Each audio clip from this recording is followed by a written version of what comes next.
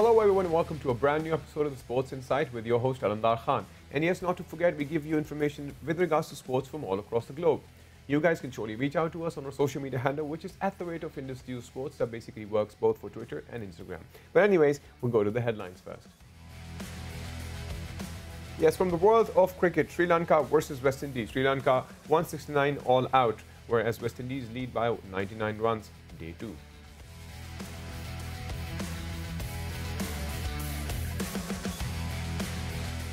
And yes, from the world of golf, world number 2, Justin Thomas actually is delighted about the possibility of competing in the Tokyo Olympics.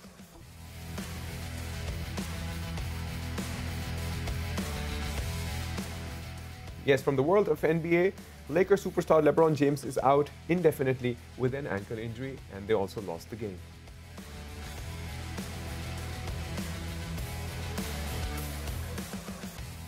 And yes, sad news from the world of Olympic surfing. Yes, Olympic surfer Catherine Diaz, 22-year-old, killed by lightning while she was training.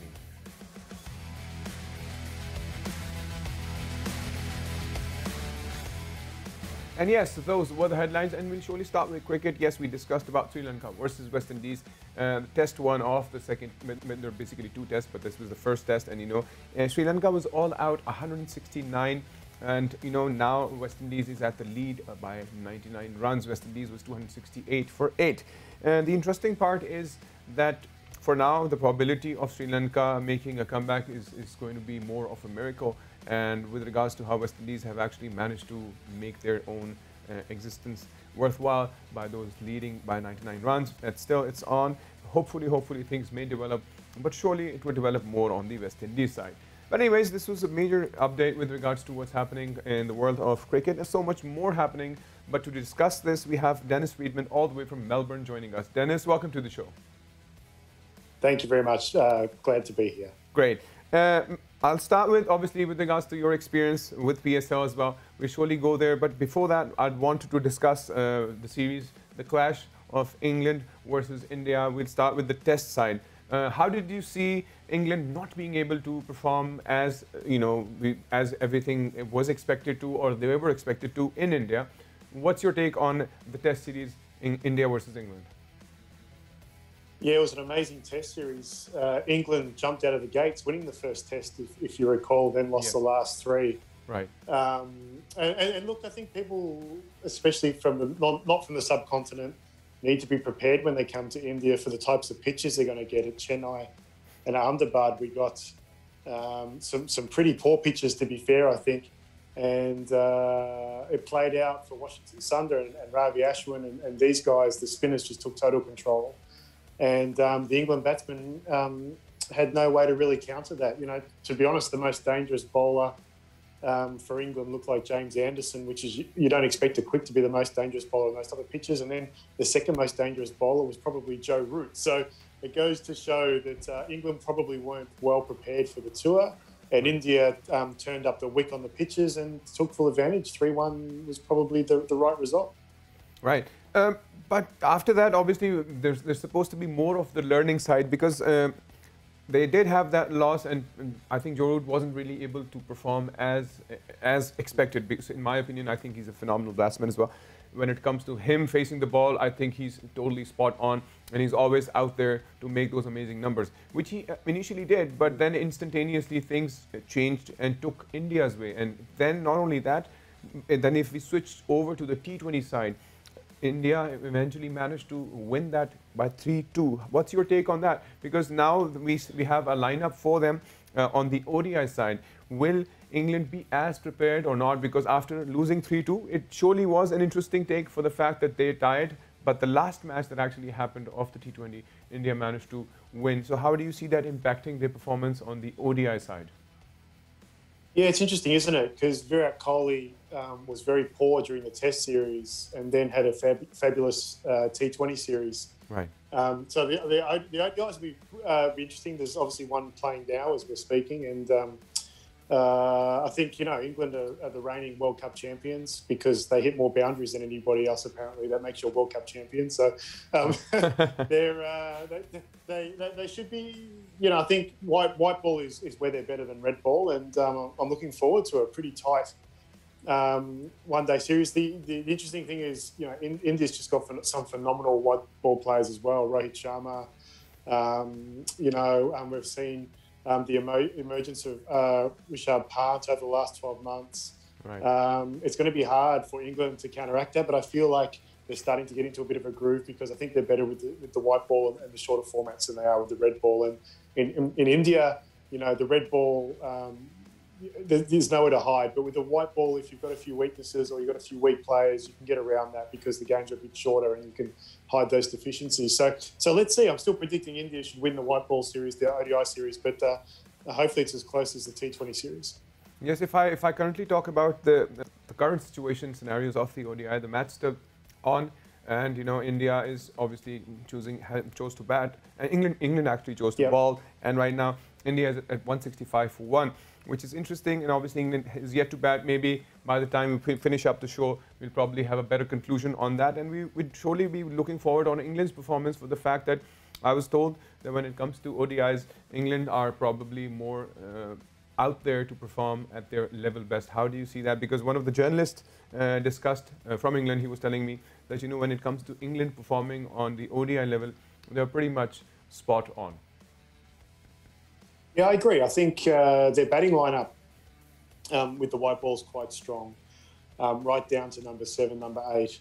Right. They may lack a little bit in the bowling department, and with the score you just shared, I think Shikhar Dhawan has already made a 50, and it's going to be hard for England though because they'll be chasing scores of 300, 350, I think, on these pitches, and they have the batsmen to do it. They've just got to get comfortable with the lack of bounce on these Indian pitches. But if they can get comfortable with that, then maybe they can chase these type of scores, and we should see a really good series. Yeah, that's interesting. Anyways, with regards to your experience of, because the major experience that you have had is with the PSL, I surely would want to come out on that line for now. You've been to Pakistan a few times. You've covered PSL as well. You obviously love Pakistan as well. That's what we're told. We've heard stories about you being in Pakistan. But I would want to know more about the PSL perspective, because obviously the pandemic situation that has started has taken over not only the Pakistan but the world itself. How do you see PSL? Because PSL started with a bang, but then slowly and gradually the situation scenarios of the biosecure bubble came up to that bursting side that players got COVID-19 and then staff members got COVID-19. How do you see this in the future? Because we still hope, and PCB still hopes that they will be conducting the rest of the matches. Do you see that really happening for now? Yeah, look, it'll be the second year in a row that the PSL's played over 2 sort of sections. So last year, obviously, COVID hit right towards the end of the PSL, and we come forward a year later and it's hit again. I was in Pakistan last year for PSL 5, and there was a bubble then, but the bubble was for security. Right. Obviously, with the first time that the whole PSL was being played in Pakistan, and I lived through that. And to be fair, I can say that the security bubble wasn't that secure. There were in the hotels people coming and going that weren't part of the bubble. There were people on the secure floors that shouldn't have been there. I know that the players weren't meant to leave the hotels, and yet I would go to restaurants and I would find the players in the same restaurants. Right. So there's a bit of a, maybe it's a little bit cultural in Pakistan that the rules are only there for everybody else, but not for me. And it played out now.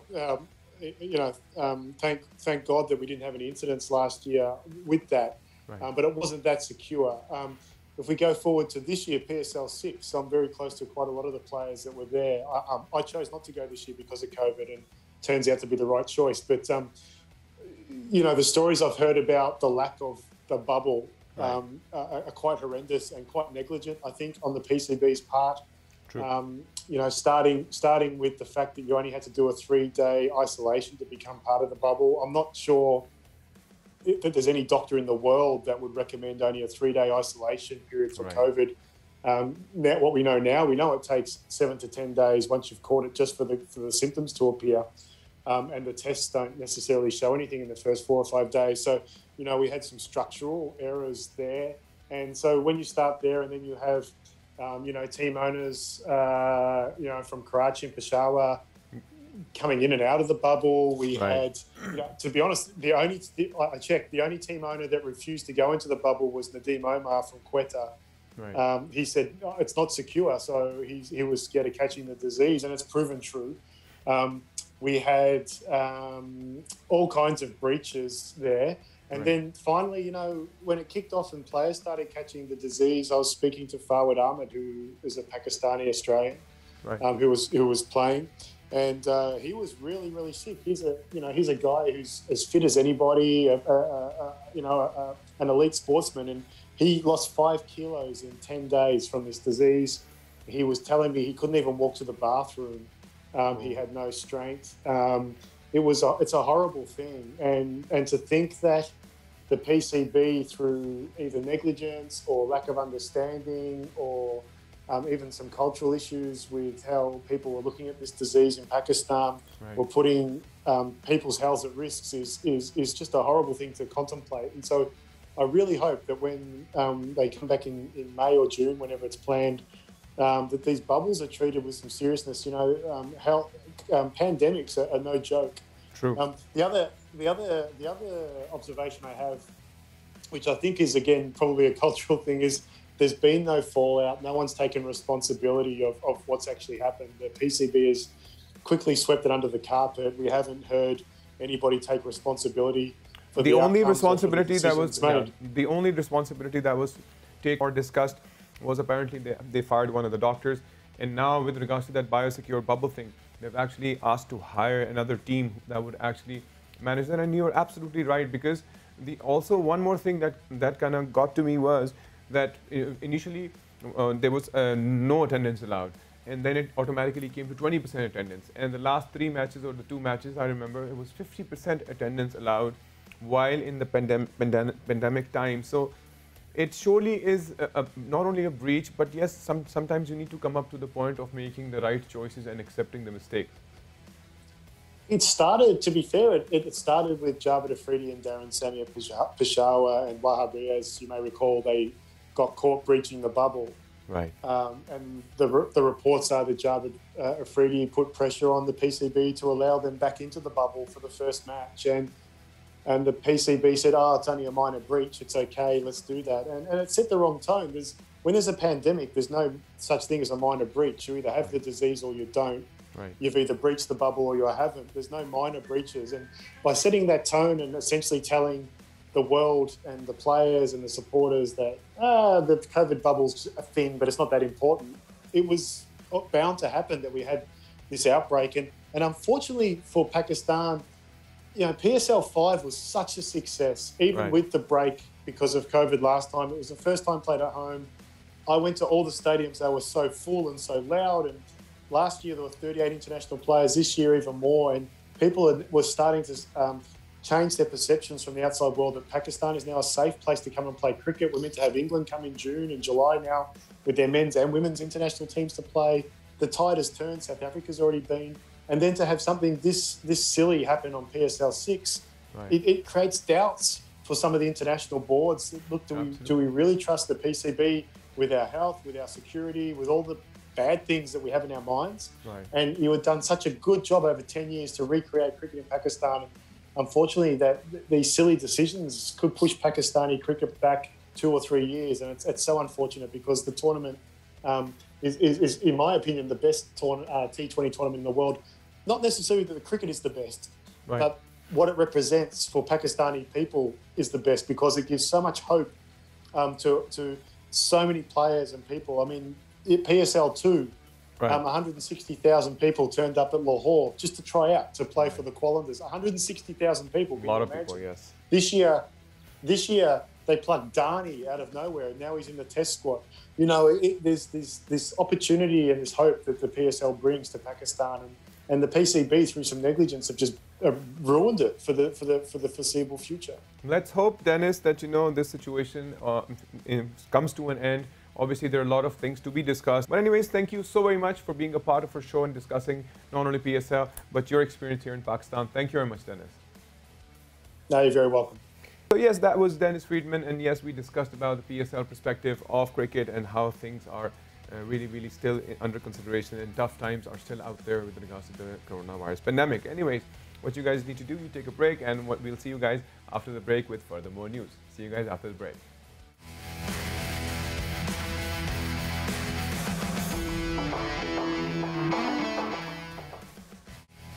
And yes, welcome back from the break. And yes, before the break, we surely were discussing the world of cricket, but not to forget that we talk about news about sports from all across the globe. So we'll focus more on golf today. And to discuss golf, we have with one of our national players, Zain Tahir. Zain, thank you for being a part of us.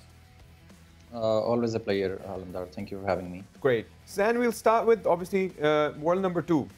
Justin Thomas is actually delighted about being into the show with the Tokyo Olympics. What's your take on this? Because it's definitely something that most of the golfers surely want to be a part of. How do you see his motivation level, his performance level so far?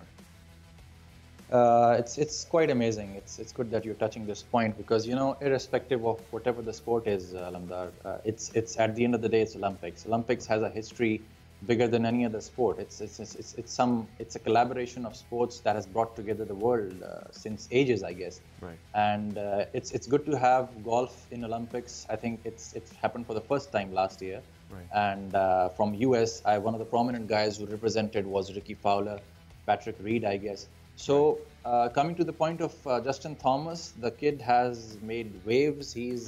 I shouldn't be calling him a kid anymore. He's a youngster though, but right. He has made waves because he has been in top 10 of the last 15 appearances that he has made on the PGA Tour. Wow. And the highlight coming last week when he won the Players' Championship with DeChambeau on his back and with the in-form veteran Lee Westwood on his back. Right. So yes, considering the form he is in, and considering the newly introduced game of golf in the Olympics, yeah. The US team is definitely considering to have him on his side, and everybody would be excited to represent their country at an event like Olympics. So it's a big deal for him. It's quite right. interesting. And you know, as you said, we should definitely call him a youngster now. He's a 27-year-old American. And the good part is that, you know, one of his statements that I'll just read, it's probably one of those only tournaments that I would brag about playing or qualifying for. You know, for someone having that motivation and having that 27-year-old with that wisdom and that talent, I'm sure he can definitely make a lot of numbers out there. The guys are certainly having a lot of wisdom.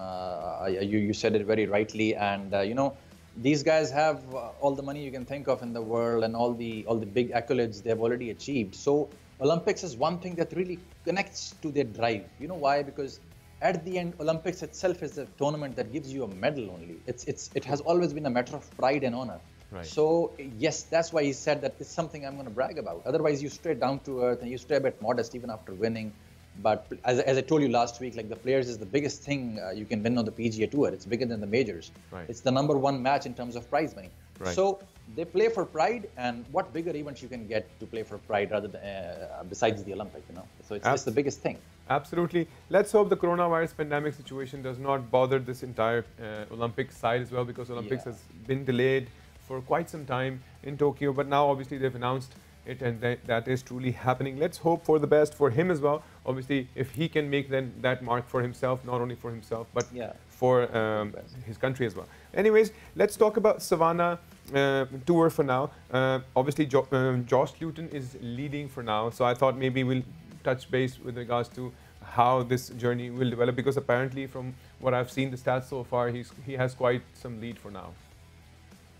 Yes. Now, let me mention to the audience that jumping from PGA Tour to the European Tour is altogether a different domain. Right. In the world of golf, the most prominent tour is the PGA Tour, and the one that follows the PGA Tour is the European Tour. And yes, Hughes Luton is winning. We saw Dustin Johnson winning in Saudi. We saw Paul Casey winning in the beginning of the European Tour this year in Dubai, and Tyrrell Hatton won the first event of the European Tour. I must mention here, I wish Luton the best, and he is again one of the veterans of the European Tour. European Tour is altogether a different league. The guys are doing good in Europe, but they're trying their best to penetrate in the PGA Tour as well, because everybody aims for the pinnacle of a certain field. True. So I must mention that it's a decent tour, but these guys are all aiming to perform and eventually end up at the PGA Tour. And regarding Luton, he has won a lot on the European Tour. He's kind of the guys who doesn't really appear much on the PGA Tour. Right. But yes, he's doing good. He's doing good in the match. Yeah. So with regards to learning, I just want, for instance, if he's doing the European Tour, so this is basically more of a qualifying stepwise so that they could make it to the PGA Tour then. No, yeah, it's a good question you asked. It's not a qualifying, Lamdar. It's a tour that runs in parallel. So I Right. must explain a little bit over here that there is a PGA tour, Right. and it's one of the elitist tours in terms of money and honor and world rankings and everything. Right. So then there's the European tour, there's the Asian tour. We even have a Pakistan tour. It's a very smaller one. Right. So the thing is, besides this, all these global events have some combined tours that they do in collaboration. Like next week, PGA Tour is hosting a match called WGC Dell Match Play. Right. Now that Dell Match Play is as a combined collaborative hosting of PGA Tour and the European Tour and other matches. You Right. remember Morikawa won the first WGC leg. WGC itself is one of the elite group matches besides the tours and besides the majors. WGC aims to bring the best guys out there together again and again. So now that WGC, Hughes Luton, if he wins, he would be able to play that. Why? Because it's part of the European Tour. It's part of the European and the PGA Tour combined events. Right. But besides that, no. He's a guy who plays at the European Tour, and if he wants to appear at the PGA Tour, he gotta rise up in the world rankings, and or he gotta get a card for the PGA Tour itself. Interesting. So basically what you're suggesting is both run in parallel, and there are multiple Yeah. European tours that happen on the way for not only for the golfers to get up there, go into the international ranking and come up to the point of, competing with the world's finest. Absolutely. Even if a Pakistani golfer gets up, he starts to play at the Asian Tour. There is the third big tour, Right. and if he starts winning and he rises in the world rankings, he gets invitational matches on the PGA and the European Tour. He gets some breaks in some bigger matches, just depending upon how many players are appearing. Right. That's an interesting take. I'm glad. I hope most of the golfers who are watching the show right now, not only in Pakistan but internationally, can learn from this teachings that you've actually taught us for now. Anyways, let's talk about the PGA Tour Honda Classics. I would want to know, obviously, Matt Jones won, and it was a huge sum amount, and Brandon Hagy actually was the second contender. How did you see that coming into shape? It's a good victory. Winning on the PGA Tour is something every golfer dreams of, or just winning on the tour. So Matt Jones is a guy who's not very highly ranked, and he's an Australian professional golfer. Now, Right. just to mention, connecting with my previous answer, that Matt Jones could have also played Australian Tour in Australia, but the tour is not that big. There is a PGA Tour of Australia itself. It's a separate leg of matches. Right. He has won twice over there, and he has won twice on the PGA Tour. Once in, I think, 2013, he won the Shell Houston Open, and now he has won this. Good for him. He's got some FedEx points, which is going to help him rise in the tour at the end of the season. Right. And but something that's important to mention here is that Honda Classic is a big match. It's every match on the PGA Tour is big, but then again, it's one of the matches that is followed by the Florida leg matches, both the TPC Sawgrass and the Bay Hill Invitational, won by DeChambeau and Justin Thomas. Right. So what happens is, and the next week there's another big match coming. So what happens is that all these big players, they want to keep themselves up there at the energy levels, and they opt out of the matches like Honda Classic. Right. So they played Arnold Palmer. It was a very big match. They played the Players. It was a very big match. And now they're setting their eye on WGC, which is coming next week, actually, starting this weekend. Right. So majority of the big guys, the top 20 guys, they opted out, and it gives a chance to these, you can say, upcoming, the underdogs. Yeah, the upcoming or the underdogs, who have been struggling. It gives them a chance. And Matt Jones has been one of those guys. Like, he has had one victory only on the PGA Tour before, and overall 4 victories in his golfing career. Right. So good for him. And it's good for the guys once the bigger guys are not playing, once the top guys are not playing. So they can come up and penetrate and make their place. Good for Matt Jones. Great, Zen. I think a lot of information has actually come up from you. Thank you so very much for being a part of the show, bro. Always a pleasure, Almdar. Looking forward to be part of it. Anyway, so this was major development with regards to the world of golf. And yes, I think a lot of learning with regards to the PGA Tour itself and the European Tour that actually runs parallel. And not only that, there is an Asian Tour as well. But anyways, we'll jump over to the next news of the day, which is going to be from the world of NBA. Yes, with regards to the world of NBA, the sad part is that, LeBron James will not be participating in the further matches as they actually managed to lose against the Atlanta Hawks in 99-94. The Lakers managed to lose this game, but not to forget, LeBron James got hurt on his ankle, and we still don't know how long this journey will be for him to recover. Not to forget, LA Lakers are still in the 3rd place of the NBA Western Conference standings. With regards to injuries come up to a point of, people heal, they eventually make come back, and definitely he will. But anyways, the injuries actually come and go, and I'm sure that players get out of those injuries and they manage to do so. But anyways, not only that, the sad news of the day is from the world of surfing. Yes, from Olympic surfing, Catherine Diaz, 22-year-old, was killed while lightning struck her. Not to forget that she was one qualified individual who had to go perform in the Olympics, and she was actually practicing for it. And she, by the time it happened, the lightning struck her when she was practicing. Her uncle was there with her, but she eventually came up to a point of losing her life. It is definitely a tragic thing in the world of sports, and the International Association of Surfing actually gave her some good words with regards to good memory, and that's the max that we can do with regards to when we lose people, specifically who are gifted like these. But anyways, this was pretty much from the world of sports. You guys can reach out to us on our social media handle, which is @IndusNewsSports. Till then, take good care of yourself, and bye-bye.